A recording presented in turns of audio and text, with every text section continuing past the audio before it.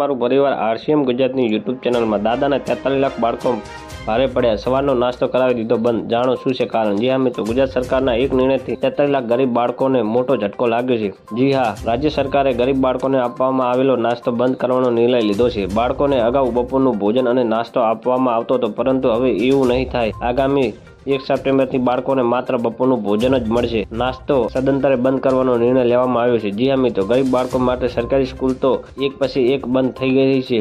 હવે આ વખતે વારો મધ્યાહન ભોજનનો આવ્યો છે. ગુજરાત સરકારના મધ્યાહન ભોજન યોજનાનો લાભ લેતા 43 લાખ ગરીબ બાળકો માટે સારા સમાચાર નથી. સરકારે બાળકોને આપતો નાસ્તો બંધ કરવાનો નિર્ણય કર્યો છે. બાળકોને અગાઉ બપોરનું ભોજન અને નાસ્તો આપવામાં આવતો હતો, પરંતુ હવે પરિપત્ર મુજબ બાળકોને હવે માત્ર બપોરનું ભોજન જ આપવામાં આવશે. જી હા મિત્રો, તમને જણાવી દઈએ કે વર્ષ 2017ના પરિપત્ર મુજબ બાળકોને અઠવાડિયાનો નાસ્તો તથા ભોજન આપવાનું મેનુ નક્કી કર્યું હતું અને નવા પરિપત્ર માત્ર બપોરનું ભોજન આપવાનો ઉલ્લેખ કરવામાં આવ્યો છે. આમ સરકાર તેને એક પછી એક જાહેર સેવા ઘટાડી રહી છે. શિક્ષણ વિભાગના ઠરાવ જણાવ્યા મુજબ નવા મેન્યુમાં અમલ કરવા તથા બાલવાટિકા ધોરણ 5 થી અને ધોરણ 6 થી 8 વિદ્યાર્થીઓ માટે નિયત થયેલા દૈનિક જથ્થાઓ સુપોષિત ગુજરાત મિશન હેઠળ વધારવાની રકમ સહિત ગુજરાત સરકારે નિયત કરેલા મટીરીયલ કોસ્ટ ઉપયોગ કરીને શાળાના વિદ્યાર્થીઓને ગુણવત્તાયુક્ત ભોજન મળે એ સુનિશ્ચિત કરવાના તમામ જિલ્લા કલેક્ટરોને વિનંતી કરવામાં આવી છે. તો મિત્રો, ન્યૂઝની સતત જાણકારી મેળવવા માટે અમારી ચેનલને લાઇક, શેર અને સબસ્ક્રાઇબ કરી લેજો. ધન્યવાદ. જય હિન્દ.